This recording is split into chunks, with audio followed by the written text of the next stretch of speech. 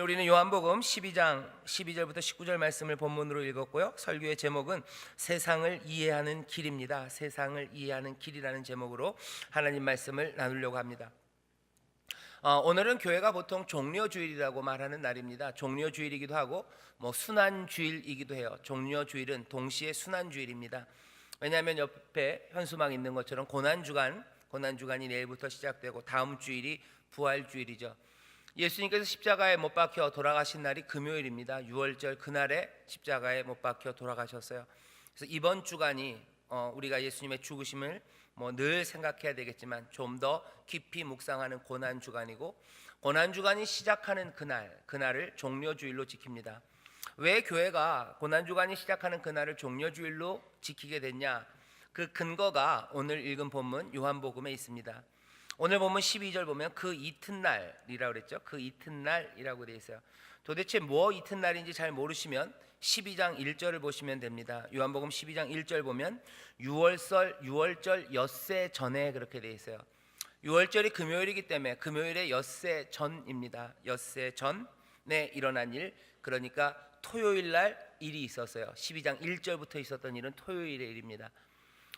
유월절 엿새 전 토요일 날 나사로의 누이 마리아가 예수님께 향유를 붓죠. 순전한 나드 한 근이랍니다. 굉장히 비싼 기름을, 향기로운 기름을 예수님에게 부어요. 계산이 빠른 사람 가룟 유다는 금방 계산을 하죠. 300데나리온이나 된대요. 굉장히 비싼 기름을 예수님에게 붓는 일이 토요일 날 있었어요. 그리고 오늘 본문 12절, 오늘 우리가 읽은 본문의 12절에는 그 이튿날이죠. 토요일 이튿날이니까 요즘식으로 말하면 일요일, 주일 오늘입니다. 주일날, 일요일날 이 일이 있었어요. 그래서 주일이고요. 예수님이 예루살렘으로 들어오는 사건이 마태, 마가, 누가, 요한 모두에 다 써져 있습니다. 그때마다 뭔가를 흔들어요. 마태, 마가에서 나뭇가지들을 흔든다고 그랬고, 누가는 그냥 그런 이야기가 없습니다. 요한복음에만 이 사람들이 종려나무 가지를 흔들었다고 돼 있어요. 종려나무 가지를 흔들었다. 다른 마태, 마가, 누가에는 그게 무슨 요일인지 근거를 찾기가 어렵습니다. 하지만 요한복음 이 말씀을 보면 뭔가 좀 분명해요. 주일날 예수님은 어디를 예루살렘으로 들어갔고 사람들은 종려나무 가지를 흔들었어요. 교회가 그래서 종려주일이라고 하는 것들, 그 근거는 몽땅 다 이 요한복음에서 나온 겁니다. 요한복음이 우리에게 알려줘요. 예수님이 잡혀서 죽으시던 그 유월절 그 주 일요일 오늘입니다. 예수님은 예루살렘으로 오셨고 사람들은 종려나무 가지를 흔들죠. 오늘 이 종려나무 가지를 흔들었던 이 종려주일에 이 사건을 기록한 오늘 본문 말씀을 통해서 우리가 여러 가지 것들을 깨달을 수 있고 또 예수님에 관해서 묵상할 수 있습니다. 하지만 오늘 저는 이 말씀을 통해서 오늘 설교의 제목 그대로요, 세상을 이해하는 길, 세상을 해석하는 방법에 대해서 이 본문이 가르친다고 믿습니다. 그리고 그 방법이 뭔지 오늘 우리가 살펴보려고 합니다. 오늘 여기 보면 사건이 나와요. 사건은 그냥 리포트죠. 보고는 이렇게 되어 있습니다. 사람들이 명절에 온 큰 무리예요. 명절에 왔어요. 유월절이라는 큰 명절, 그 명절에 사람들이 많이 모였죠. 이 사람들이 예수께서 예루살렘으로 온다 하는 그 말을 듣고서요, 종려나무 가지를 가지고 맞으러 나옵니다. 맞으러 나온 사람들이 노래하기 시작하는데요, 그 노래가 이렇습니다. 호산나 찬송하리로다 주의 이름으로 오시느니 곧 이스라엘의 왕이시여 하더라요. 12절 13절 아주 간단한 사건 하나가 보고돼요. 하지만 이 사건이 의미하는 바는 굉장히 많습니다. 이런 일들을 여기서 얘기하죠. 종려나무 가지를 흔든대요. 아무 나무가지가 아니고요, 종려나무랍니다. 종려나무 가지는 예수님이 이 땅에 오시기 조금 전에 이 유대민족이 여러 가지 어려움을 당하고 있을 때 마카비라는 사람들이 나왔어요. 그 형제들이 나와서 유대를 회복합니다. 전쟁에서 꽤나 많이 이겼었어요. 예수님 전 100년 전, 200년 전 얘기입니다. 그때부터 이 유대 땅에는 승리한 사람들, 그죠? 승리, 그리고 굉장히 풍성한 영광, 그것들을 나타내기 위해서 승리한 왕, 승리한 장군들을 맞이하기 위해서 종려나무 가지를 흔들었어요. 이 백성들은 아무거나 그냥 손에 걸리는 대로 잡고 나온 거 아닙니다. 요한은 분명하게 얘기해요. 마태, 마가에서는 그런 얘기 없습니다. 하지만 요한은 우리에게 알려줘요. 이 사람들이 가지고 나온 건 종려나무 가지예요. 뭔가 승리한 왕을 막기 위해서 지금 이 종려나무라는 특별한 나무 가지를 들고 나왔다는 겁니다. 그리고 우리가 읽은 본문 12장 이 앞에 있는 사건들을 보면요, 뭔가 점점 분위기가 막 무르익어 가고 있어요. 예수님께서 가르치시고 기적을 행하셔요. 수천의 사람들을 먹이신 사건들이 그 전에 있었어요. 갈릴리서부터. 갈릴리는 예루살렘 북쪽에 있는 겁니다. 갈릴리에서 뭔가 이상한 조짐이 있다는 거죠. 여기에 위대한 선생 하나가 나왔어요. 위대한 선생이 능력을 행하기 시작합니다. 5천 명을 먹이기 시작해요. 사람들을 가르치고 고치는데, 세상에 지금 있던 모든 선생님들, 바리새인들, 제사장들, 그것과는 전혀 다른 가르침이에요. 뭔가 분위기가 이상합니다. 갈릴리 저 북쪽에서 뭔가 일이 시작되는 것 같아요. 점점 예루살렘 쪽으로 옵니다. 예루살렘 옆에 베다니 와서는 결국은 무슨 일을 합니까? 여러분들이 아시는 것처럼 요한복음 11장 오늘 읽은 본문 앞에는 나사로를 살리셔요. 죽은 지 그냥 살짝 죽었다 금방 일어난 거 아닙니다. 죽은 지 나흘 된 사람 나사로를 일으켜요. 모든 사람들이 다 봤어요. 그냥 잠깐 죽어서 누워있던 사람 일으킨 거 아니에요. 이미 시체가 돼서 꽁꽁 쌌던 그 나사로, 그래서 이 무덤에 넣었던 나사로입니다. 그 나사로가 걸어 나오는 것을 이 사람들이 봤어요. 이 사람들이 흥분하기 시작합니다. 뭔가 북쪽에서부터 뭐가 내려오기 시작해요. 죽은 자를 살리는 능력입니다. 전에 없던 권세의 말씀이에요. 이스라엘 그리고 예루살렘은 기대로 가득 차요. 누가 오는 겁니까? 하나님이 약속하셨던 그 왕이 오는 것 같아요. 왕이 옵니다. 왕이 온다는 거 이 사람들만, 백성들만 아는 거 아니에요. 이 백성들의 지도자인 대제사장들, 제사장들, 그리고 바리새인들, 모든 사람이 압니다. 진짜 왕인지 아닌지는 몰라요. 하지만 왕이 될 만한 분위기는 분명합니다. 11장 오늘 우리가 본문 앞에 보면요, 이 사람들이 서로 의논해요. 47절에 보면 이럽니다. 이에 대제사장들과 바리새인들이 공회를 모으고 가로되 이 사람이 많은 표적을 행하니 우리가 어떻게 하겠느냐. 도대체 할 수 있는 일이 없대요. 뒤에 보면 오늘 보면 마지막에 있죠. 바리새인들이 서로 말합니다. 우리가 할 수 있는 일이 없대요. 우리가 막을 수도 없어요. 이거 어떻게 할 수 없는, 걷잡을 수 없는 일입니다. 그 걷잡을 수 없는 일은 이렇게 나타날 거라는 거죠. 11장 48절에 만일 저를 이대로 두면, 예수님 얘기입니다. 예수님이 이대로 두면 모든 사람이 저를 믿을 것이요, 그리고 로마인들이 와서 우리 땅과 민족을 빼앗아가리라. 저를 믿는데 왜 로마가 빼앗아갑니까? 저를 무엇으로 믿는 거예요? 왕으로 믿는 거예요. 이제 왕이 온다고 믿으면 로마가 그냥 두지 않을 거라는 거죠. 왕이 세워지는 거, 유대 땅에 왕이 세워지는 거, 로마가 인정하지 않는 왕이 세워지는 거 그냥 두고 볼 수 없습니다. 로마가 그냥 몽땅 다 다시 이것들을 빼앗아가고 이 땅에 있었던 질서를 무너뜨릴 거라고 염려합니다. 왜? 이 사람을 막을 수 없는 사람이 지금 예루살렘으로 들어오고 있다는 거예요. 대제사장들과 서기관들, 그 지도자들이 어쩔 수 없는, 그리고 모든 백성들, 그 백성들은 왕이라고 생각하는 그이가 이제 점점 뚜벅뚜벅 죽은 자를 살리면서 오는 거예요. 그리고 그 전날은 어떤 일이 있었어요? 순전한 나드 한근, 기름 부음이 임해요. 구약에 있는 예언이 그렇습니다. 왕 메시아 그리스도가 기름 부은 자래요. 모든 것들이 충족되는 것 같아요. 그러니 오늘 본문 여기에서는 사람들이 나와서 아무 가지나 나오지 않아요. 아무 나무까지나 들고 나온 거 아니에요. 종려나무까지 딱 그것을 들고 나와요. 왕이 오시는 거예요. 마음속마다 이제 왕이 온다. 이 종려나무 가지를 흔듭니다. 부르는 노래는 그냥 아무 노래나 신나서 부르는 거 아니에요. 이 사람들 나와서 무슨 쾌지나 칭칭을 부르는 것도 아니고 강강술래를 부르는 것도 아닙니다. 거기에 딱 맞는 노래를 불러요. 왕이 올 때 부르는 그 노래를 부릅니다. 시편에 보면 왕이 올 때 부르는 노래들이 꽤나 많아요. 승리한 왕이 다시 그 성으로 돌아올 때 부르는 노래들이 있어요. 그리고 승리한 왕이 올 때 하나님 앞에 어떻게 감사해야 되는지 가르치는 노래가 있습니다. 그때 불렀던 노래가 있어요. 그 노래가 시편 118편입니다. 그리고 이 사람들은 그 시편을 정확하게 기억하고 그 노래를 부릅니다. 시편 118편 25절 26절이에요. 여호와여, 시편 118편 25절 26절은 이렇게 되어 있습니다.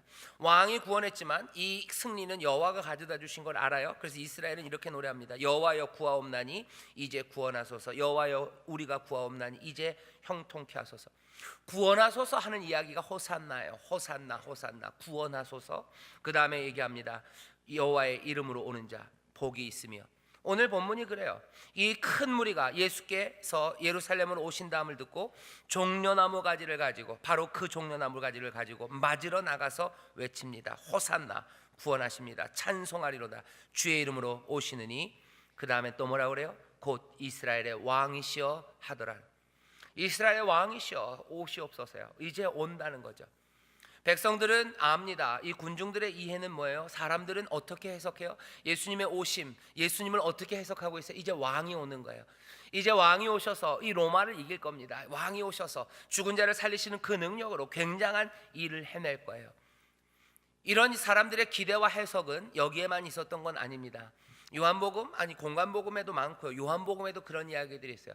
요한복음 6장에 보면 예수님이 수천 명, 5천 명을 먹이셔요. 광야에서 먹이십니다. 그때 사람들이 그렇게 배부르고 나서 예수님을 왕으로 삼으려고 해요. 강제로 왕으로 삼으려 하고 예수님은 그들을 피해서 도망가십니다. 사람들은 어떻게 해석하는 거예요? 아, 이제 왕이 오셨다 해석하는 거죠. 기쁨이에요. 승리예요. 또 예수님의 그 왕되심을 어쩌면 조금은 더 깊게 설명하려고 하는 곳이 요한복음 1장에 있습니다.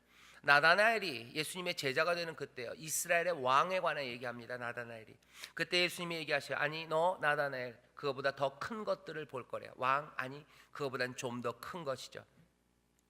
오늘 본문을 보면 사람들 나름대로 해석을 해요. 자기들 나름대로 예수님과 그리고 예수님이라는 것이 무엇인지 그래서 세상을 해석합니다. 왕이 오셔요. 승리예요. 기쁨입니다. 분위기가 무르익어가는 가운데 국가적인 영웅이 온다고 아자 신났어요. 힘이 납니다. 그런데 오늘 본문을 보면요, 사람들의 이 해석과는 달리 예수님은 이 사람들의 해석을 교정해요. 이걸 고칩니다. 예수님이 하신 일은 딱 하나예요. 이 사람들이 이렇게 종려나무 가지를 흔들고 이 노래를 불렀을 때 14절입니다. 예수는 어떻게 하셨어요? 한 어린 나귀를 만나서 타시니, 어린 나귀를 만나서 타셨대요.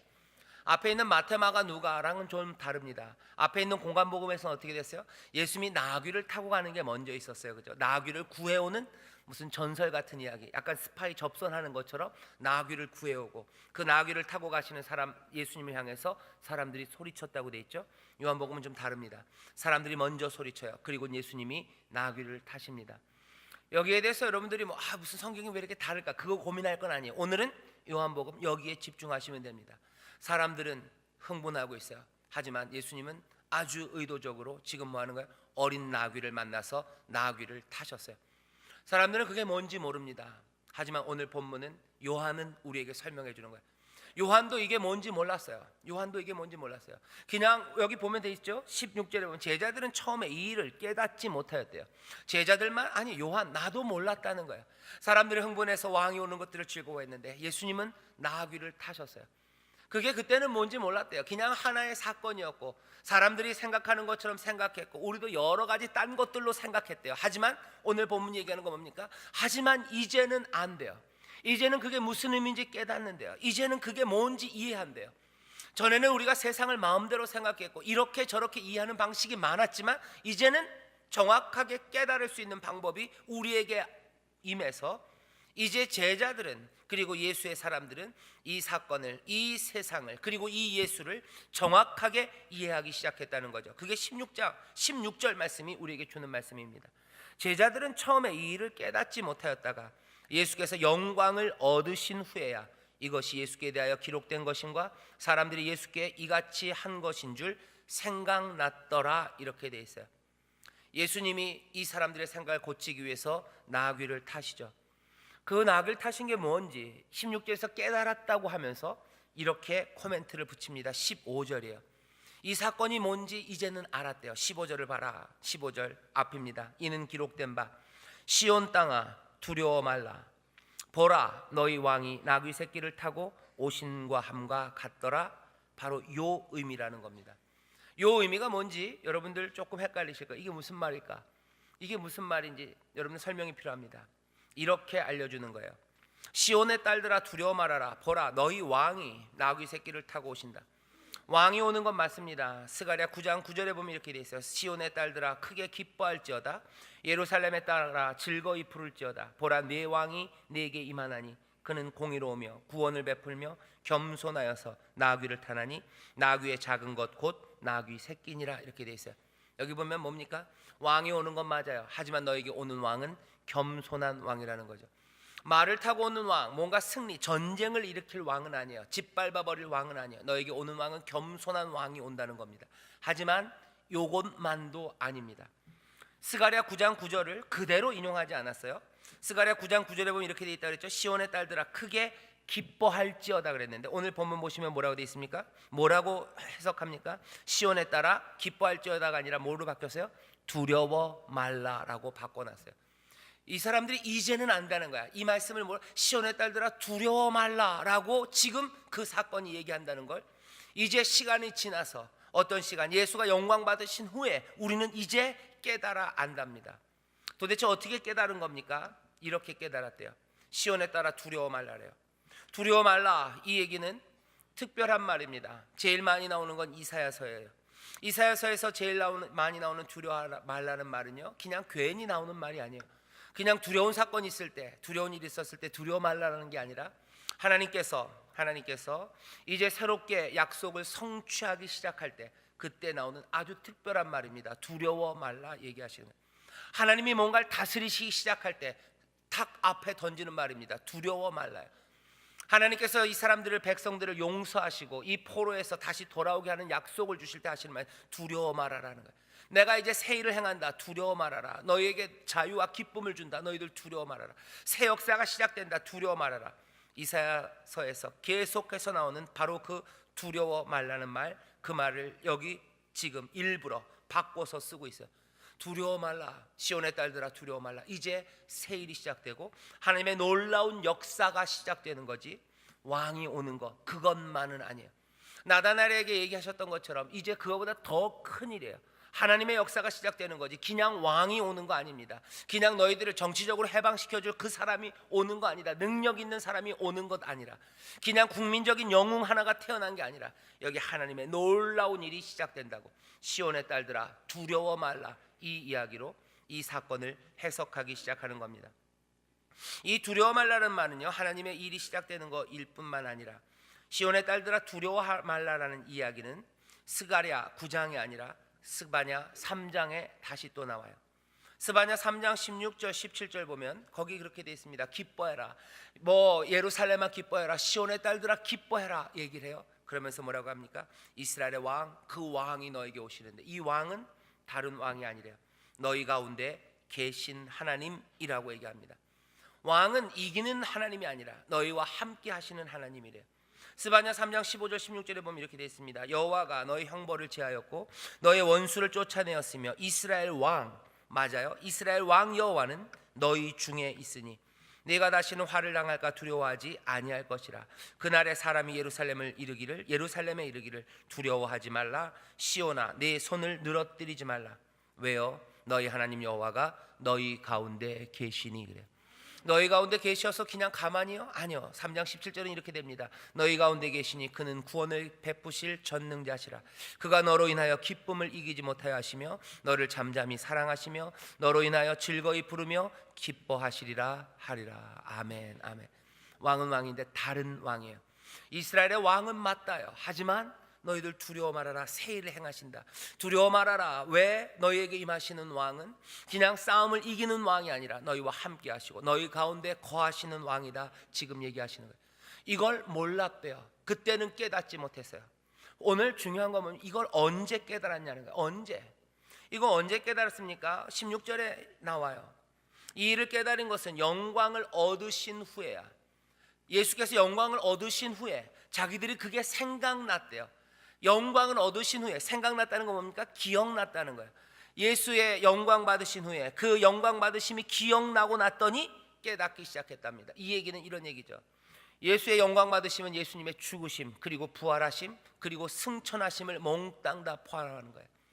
예수님께서 십자가에 돌아가시고 이제 부활하시고 승천하신 것, 그것들이 기억나기 시작했어요. 그것들이 생각나니까 뭐예요? 이 사건들이 깨달아지기 시작하는 거예요. 그냥 이게 무슨 의미였는지 몰랐어요. 하지만 그 죽으심, 그리고 그 부활하심, 그리고 그 승천하심, 그것들이 기억나는 사람들에게는요, 지금 예수님께서 이 예루살렘으로 들어왔던 그 사건이 무슨 사건인지 이해가 돼요. 그리고 깨달아집니다. 오늘 본문이 우리에게 얘기하는 건 거기서 더 넓어져 가는 거예요. 예수의 영광 받으심, 그 죽으심과 부활하심, 그리고 그 승천하심, 그것들을 기억하는 사람들은요, 세상들, 그리고 세상에서 일어나는 사건들, 그것들을 어떻게 제대로 이해하기 시작합니다. 그것들을 깨닫기 시작하는 거예요. 진리를 깨닫기 시작하는 거 뭘 통해서? 다른 거 아닙니다. 예수의 영광 받으심, 예수의 죽으심과 부활하심, 그리고 승천하심, 그것들을 기억하는 사람이 세상을 올바로 해석하고 깨닫기 시작한다는 거예요. 예수님이 여기 예루살렘에 들어온 이 위대한 사건들을 사람들은 잘못 이해합니다. 깨닫지 못합니다. 정답을 모릅니다. 그냥 자기들 멋대로 생각합니다. 자기들이 들은 이야기들, 자기들이 읽은 것들, 자기들이 배운 것들 가지고 해석하는 거예요. 하지만 뭔가 잘못됐어요. 뭔가 부족합니다. 그보다 더 위대한 것들인데 그것들을 보지 못합니다. 위대한 것, 풍성한 것, 그리고 제대로 진리를 깨닫기 위해서는 오늘 본문이 우리에게 알려주는 거예요.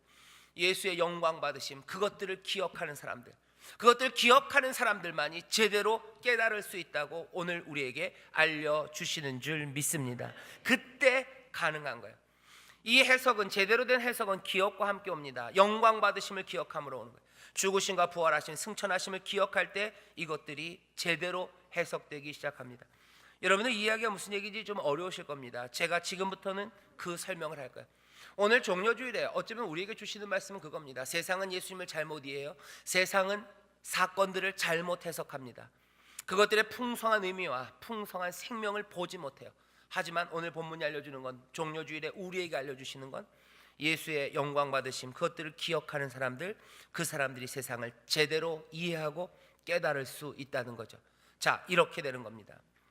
여러분들의 삶을 해석하는 방식들이 참 많아요. 똑같은 사건들을 보면서 해석하는 방식이 많죠. 여러분들 집안에 10대가 있다고 생각해 보세요. 10대 아이가 있어요. 10대 청소년이 반항합니다. 아주 심각하게 반항해요. 그러면 여러분들 그것들을 어떻게 해석합니까? 내 인생이 지질이 복이 없어서, 아니면 뭐요? 어떤 사람들은 뭐라고 해석해요? 몇 자리를 잘못 써서요. 그죠?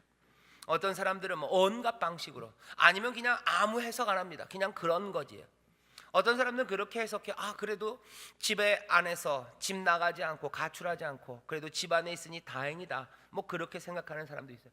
세금이 많이 나왔어요. 소득세가 생각보다 많이 나왔어요. 그럼 어떻게 해석합니까? 어떤 사람들은 정부가 욕심이 많은 거예요.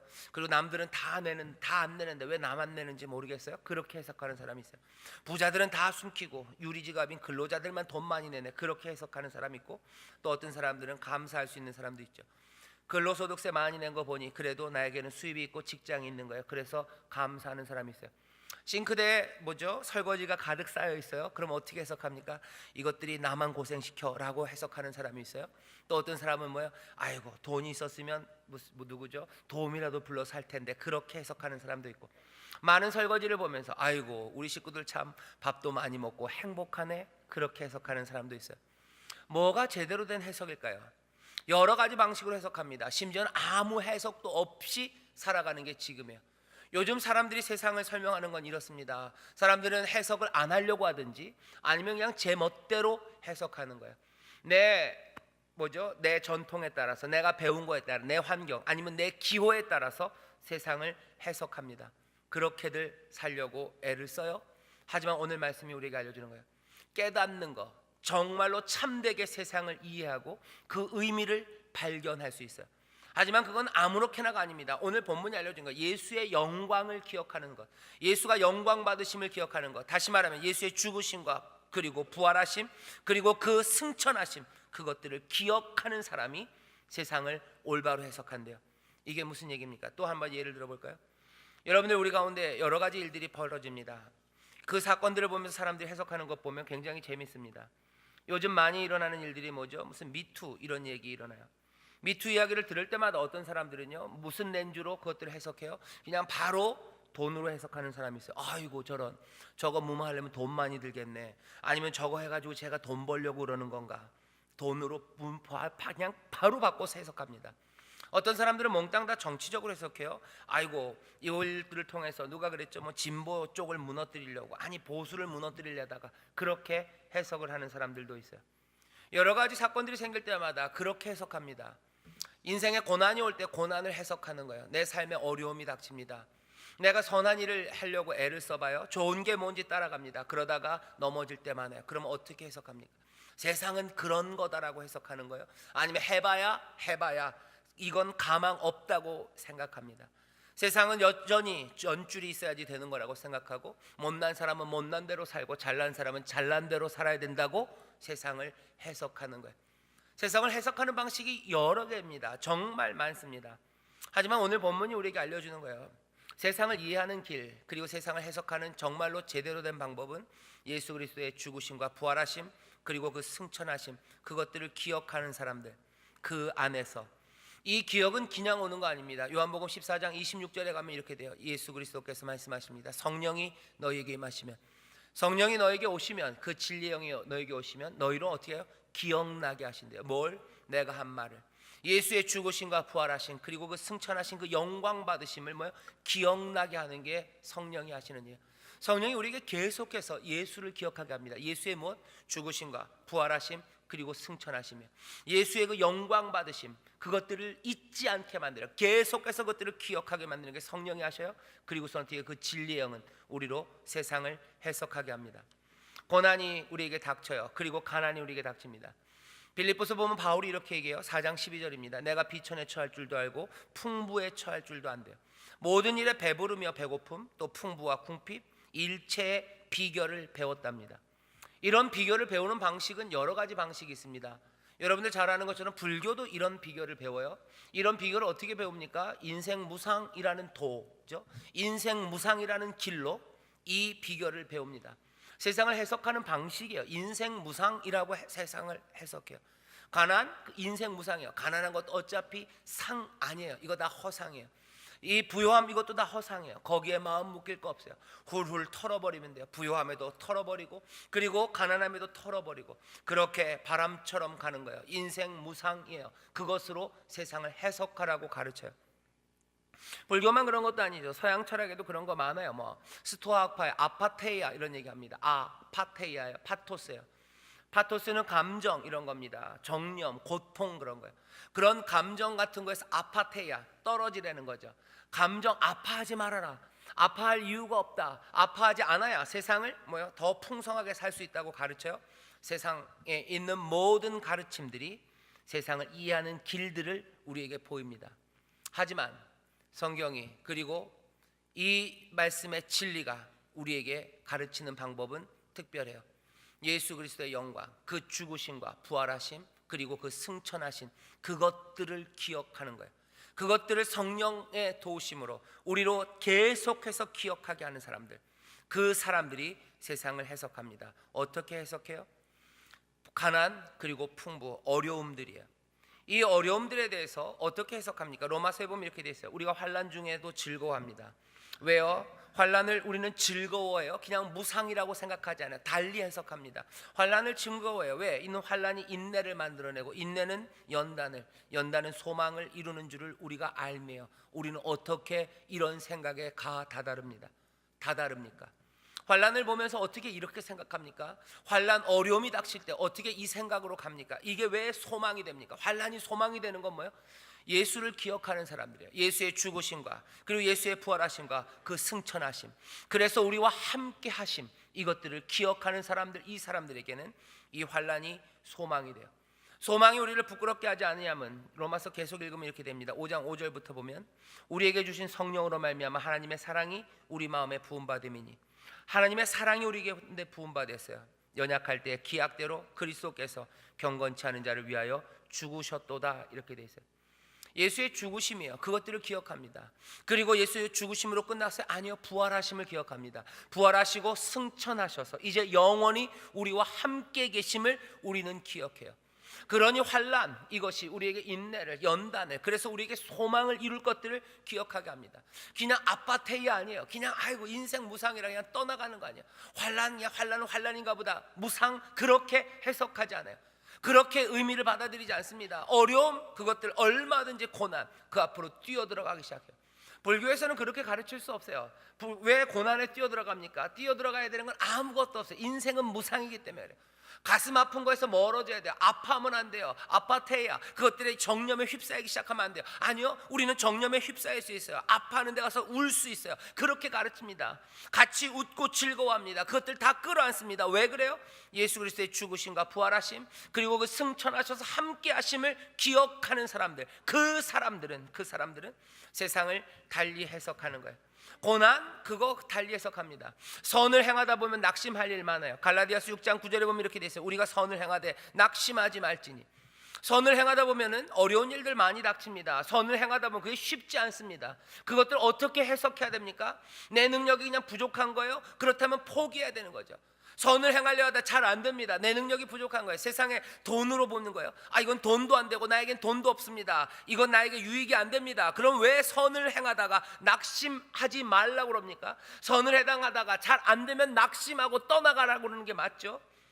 정치적으로 해석하려면 정치적으로 어떻게 해결하라고 하는 게 맞죠. 하지만 예수 그리스도, 그 영광을 기억하는 사람들, 죽으심과 부활하심과 그리고 승천하심으로 우리와 함께 하시는 예수 그리스도, 그 고난 가운데도 다시 한번 일으켜 세우시는 부활의 생명의 능력과 그리고 다스리시는 그 영광을 생각하는 사람들, 그 사람들은 선을 행하다 낙심하지 않습니다. 왜? 예수를 기억하기 때문에 그래요. 그 영광을 기억하기 때문에 그래요. 그것 말고 우리의 믿음을 설명할 수 있는 방법은 없습니다. 세상을 볼 때 어떻게 보냐는 거예요. 세상을 해석 어떻게 하냐는 거예요. 여러분들 말씀대로 살고 뭔가 좋은 것을 구하면서 나아갈 때 힘든 일들 닥칩니다. 그러면 어떻게 할 거예요? 그 상황들을 뭐라고 해석할 겁니까? 그것들을 뭐라고 해석해요? 내 부족함이요? 그럼 내 부족함에서 끝납니까? 그러면 멈춰야죠. 그 다음엔 어떻게? 아예 그런 일 하지도 말아야죠. 선한 일을 행하려고 애쓸 필요 없죠. 어차피 나는 그 벽에 늘 가서 부딪혀서 거기서 늘 돌아왔는데 왜 그 일을 해야 됩니까? 왜 계속 버텨야 됩니까? 나를 생각하면 됩니까? 안 돼요. 나를 기억하면 됩니까? 아니요. 그때 기억해야 되는 건 뭐예요? 죽으시고 그리고 부활하시고 승천하신 예수 그리스도의 영광이에요. 그 영광의 하나님이 우리와 함께 하시는, 그 왕은 우리와 함께 하셔요. 죽으시고 부활하시고 그리고 승천하신 영광의 왕이 우리와 함께 하심을 기억하는 사람들, 그 사람들만 선을 행하다 어떻게 해요? 낙심하지 않습니다. 왜요? 기억나는 건 뭐예요? 예수의 영광입니다. 죽으시고 부활하시고 승천하셔서 이제 우리와 함께 하시는 왕, 그 왕이 우리와 함께 하는 거예요.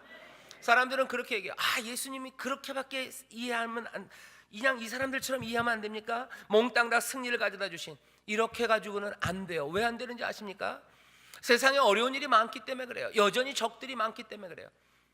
여전히 적이 많은데 다 이겼고 끝났으면 우리 가운데 막히는 게 하나도 없어야죠. 세상을 설명할 수 없습니다. 그 생각으로는. 하지만 세상을 제대로 설명할 수 있는 방식은 하나예요. 예수 그리스도. 그냥 아니라 죽으시고 부활하시고 그리고 승천하셔서 영광의 주님이 우리와 함께 하심이라고 붙잡아야 세상이 설명되는 줄 믿습니다. 그래야 영광이 설명돼요. 그래야 고난이 설명돼요. 그래야 우리가 장차 누릴 그 큰 영광에 비할 수 없는 작은 고난들, 그것들 하나하나 이겨나가면서 한 걸음 한 걸음 주와 함께 걸을 수 있는 그 삶이 설명되기 시작하는 줄 믿습니다. 복된 삶을 설명하는 길이에요. 여러분의 삶에서 어려운 문제 닥칠 때마다, 난관에 닥칠 때마다 이게 뭘까 할 때가, 이게 뭘까 할 때 여러분들 다른 것들 꺼내오지 마세요. 인생 무상이다 내지는 삶은 다 그래. 아니요, 그렇지 않습니다.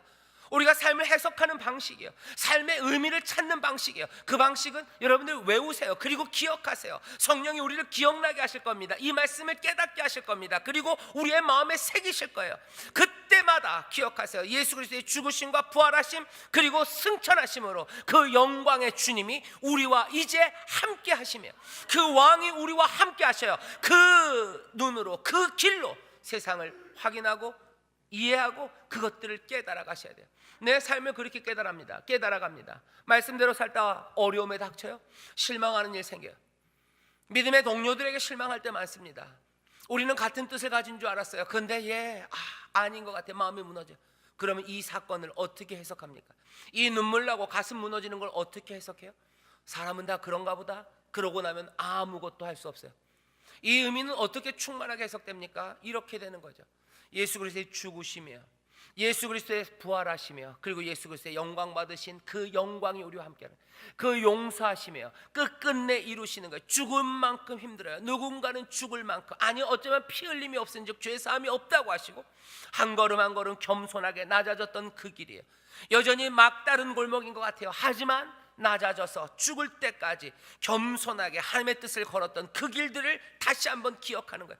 그러면 이 의미가 보입니다. 이 연단, 이 환난은 우리에게 인내를 가져다주고 이것들은 우리로 하여금 뭐예요? 점점 더 소망으로 이끌어갈 거예요. 이 소망 우리를 부끄러워하지 않게 하는 거. 왜? 하나님의 성령이 우리에게 그 사랑을 계속해서 부으셔요. 결국은 부활합니다. 죽음을 이긴 생명이 역사합니다. 그리고 승천하는 그 영광이 가득할 거예요. 그러니 이 사람들은 지치지 않습니다. 사람들에게 실망해도 지치지 않아요. 감당할 수 없는 문제 앞에 지치지 않아요. 이 사람들은 끊임없이 주 앞에 무릎 꿇고 주님께서 무릎 꿇고 그 십자가 그 갈보리를 언덕을 올라갔던 것처럼 끊임없이 그 기억 가운데 그 깨달음 가운데 세상을 달리 해석하며 한 걸음 한 걸음씩 새로운 소망의 걸음을 걷기 시작합니다. 오늘 우리가 종려주일이에요. 예수님께서 승리의 나팔소리처럼 이 예루살렘을 들어가시죠. 종려주일, 기쁨의 날이긴 하지만 여전히 이 날은 순환주일이기도 합니다. 우리가 세상을 어떻게 이해할까? 많은 가르침들이 세상에 난무합니다.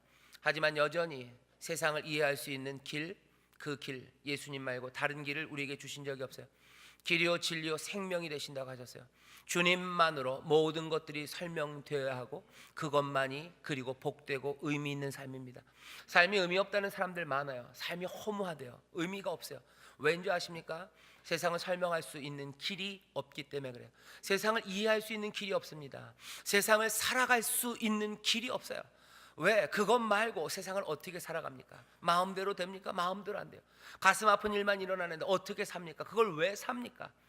예수 그리스도만이 생명의 길이에요.